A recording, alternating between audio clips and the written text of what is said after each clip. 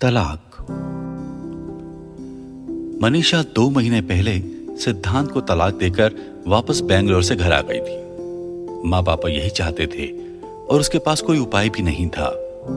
2 साल की शादी में सिद्धांत संभोग करने में सफल रहा था। यूं तो साउथ दिल्ली की उनकी कॉलोनी में इससे किसी को कोई फर्क नहीं पड़ता था। फिर भी दबी दबी कानाफूसी हो रही थी कि वो दोनों माँ बेटी बहुत डोमिनेटिंग नेचर की हैं और इस तरह की तेज तर्रार लड़कियां शादी में एडजस्ट नहीं कर पाती। वो तीनों, मम्मी, पापा और मनीषा, इस बारे में चुप थे। किसी को बताएं तो क्या बताएं। चर्चा का विषय बनने से अच्छा है आगे का रास्ता ढूंढा जाए, पुनर्विवाह के लिए लड़का ढूंढा जाए और इस विषय में अधिक महत्वाकांक्षी ना हुआ जाए। मां शादी.com पर तलाकशुदा लड़के देख रही थी। मनीषा 32 की थी। 40 तक का तलाकशुदा लड़का जो पढ़ा लिखा हो, ढंग से कमा लेता हो, काफी था। मनीषा की बच्चे पैदा करने की आयु तेजी से निकल जाने का भय था और मम्मी को भय था कि कहीं वे बिना अगली पीढ़ी के ना रह जाएं। मनीषा भी अचानक अपनी उम्र से बड़ी दिखने लगी थी। घर से ऑफिस और ऑफिस से घर तक की दुनिया में वो सिमट के रह गई थी। जिम जाने का मन नहीं करता था। दोस्त भी सिर्फ इंस्टाग्राम और फेसबुक पर ही मिलते थे। वो हैरान थी कि इस घर में उसने पूरे 30 साल कितने खुशहाल दोस्तों से भरी जिंदगी जी है, परंतु पिछले 2 सालों में ना जाने क्या हो गया है। कोई शादी करके चला गया है, कोई नौकरी के लिए।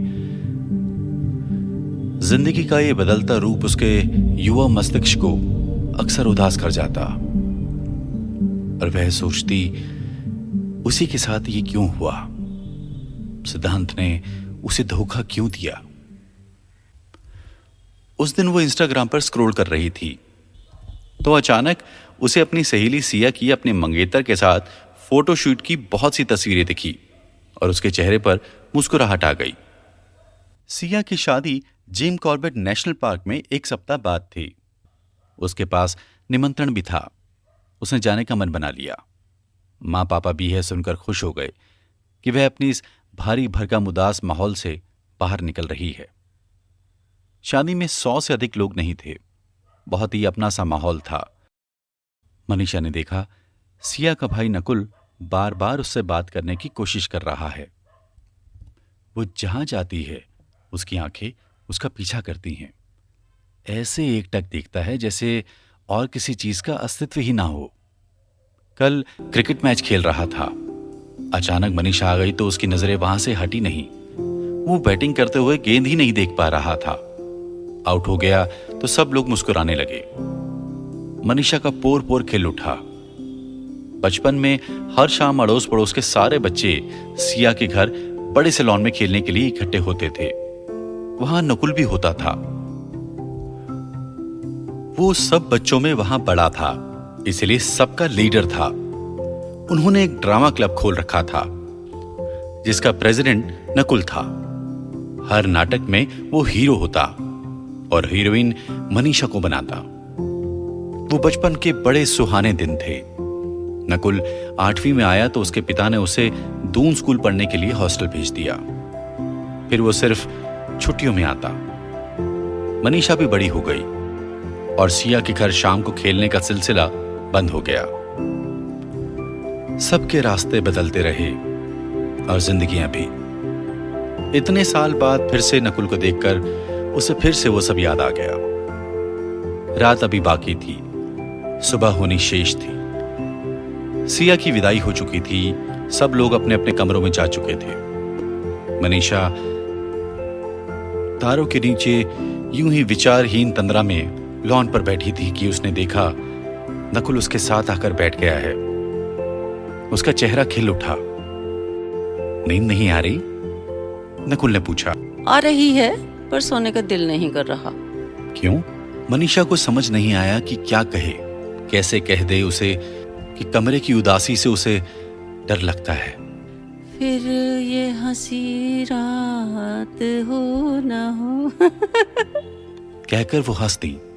नकुल उसे 2 पल के लिए देखता रहा, फिर बोला, सिया कह रही थी तुम्हारा तलाक हो गया है। सुनकर एक पल के लिए उसे लगा वह नकुल की छाती में सिर गड़ाकर जोर जोर से रोए, कहे उससे कि कितना बड़ा धोखा हुआ है उसके साथ। सिद्धांत नपुंसक था, फिर भी उसने उसके साथ शादी करके उसकी जिंदगी बर्बाद कर दी। परंतु उसने अपने को साधते हुए कहा, हाँ, 2 महीने से ज्यादा का समय हो गया है। नकुल थोड़ी देर चुपचाप बैठा रहा, फिर पूछा, क्या समस्या थी? मनीषा क्या जवाब दे? वो जानती है नकुल उसे चाहता है, आज से नहीं, शायद सदा से।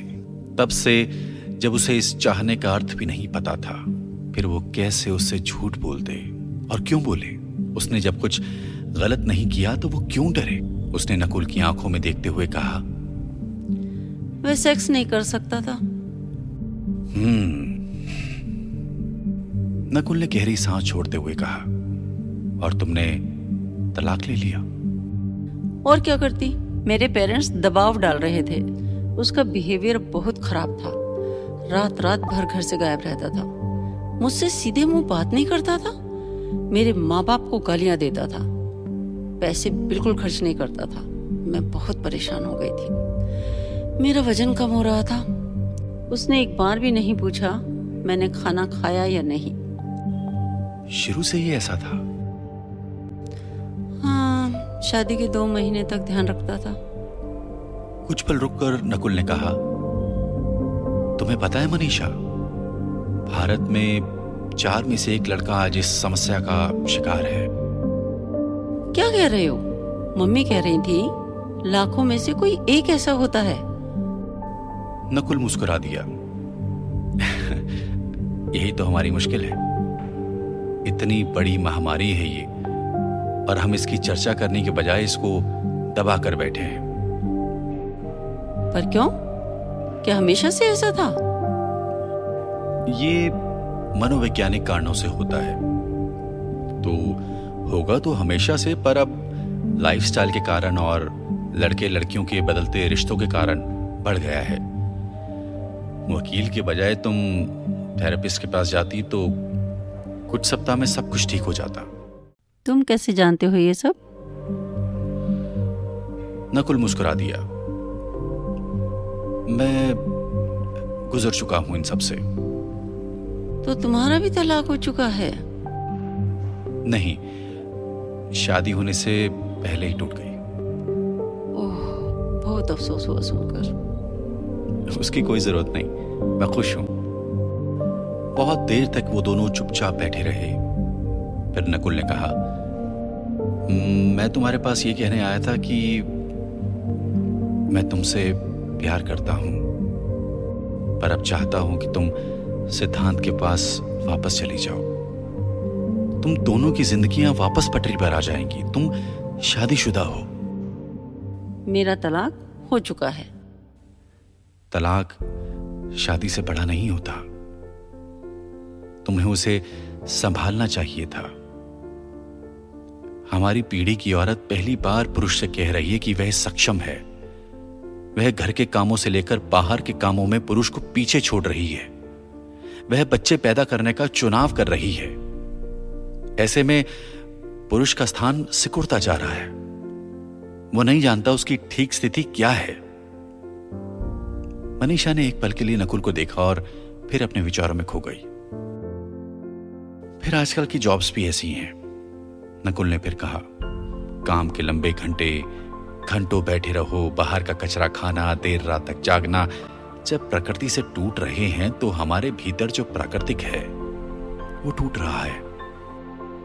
इस सदी की युवती के लिए समय पर मां बन सकना एक चैलेंज है, तो युवक के लिए सेक्स कर सकना।